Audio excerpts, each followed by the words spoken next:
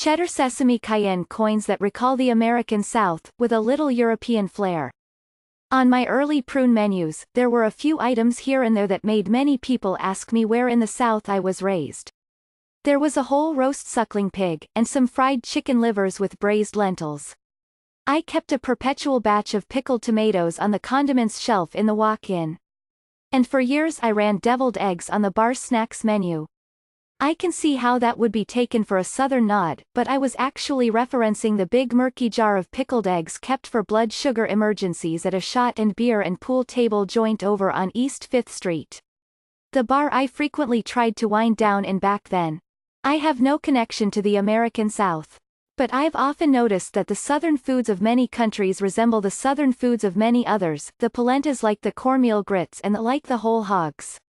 The like the moonshines. And certain ingredients are simply universal. Sesame seeds found in Middle Eastern candies, on a New York bagel, on those fat and dry Italian breadsticks are no less common in the pantry of the American South, where they favor a breed known as Ben seeds. These Cheddar-sesame-cayenne coins resemble the classic Southern cocktail snack, cheese crackers, but they have European DNA. As a starting point, I use the high fat-to-flour ratio of my French grandmother Yvonne's butter shortbread dough, minus the sugar and the vanilla, obviously, as I have never come across a more tender, more crumbly, more dissolve-on-the-tongue shortbread than hers. And I also use the hard, sharp Pecorino Romano cheese of Sardinia for its powerful salinity and tang.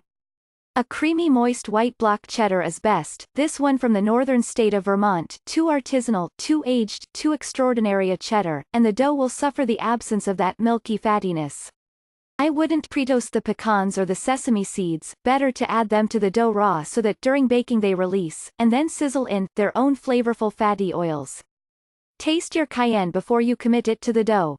The ferocity of the fresh versus the timidity of a stale jar from the back of the cabinet can be remarkable. You want the heat to bloom while you are still chewing the first coin, driving you compulsively to your next, and your next.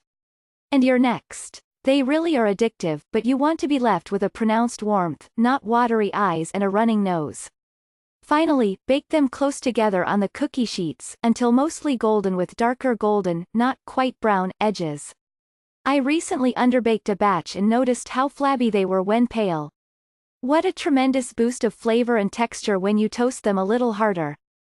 I know it's a bit of a thing in the American South for the cook to go on and on about her own grandma's particularly fluffy biscuits and her own family's particularly delicious pimento cheese recipe. Even though I find these particularly addictive, particularly stellar cheddar cayenne sesame coins outstanding enough to brag about, in this one particularly northern way, I can't bring myself to do it. But I know someone who can.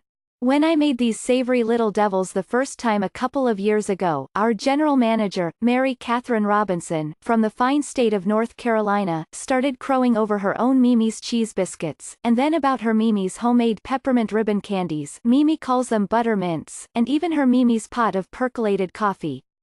I gave her a container of the coins to take with her on vacation, mostly out of delight in discovering that we called our grandmothers nearly the same thing. Yvonne was mimime, a toddler's bastardization of the French word. A couple of days into her vacation, Mary Catherine texted me from her grandmother's house. Mimi pulled me aside to show me in the laundry room where she hid your cheese biscuits so that no one else can have any. These are meant to be shared, not hoarded, though I certainly am flattered by the compliment. The logs can be frozen, then sliced and baked off whenever someone pulls up your driveway, or buzzes from the lobby, unexpectedly around glass o' wine hour. And once baked and fully cooled, they can be kept fresh in an airtight container for weeks. Bring them as a house gift, offer them at cocktail hour, make tons of them. Hospitality is hospitality, whether on a wide front porch or a brownstone stoop. Recipe: cheese crackers.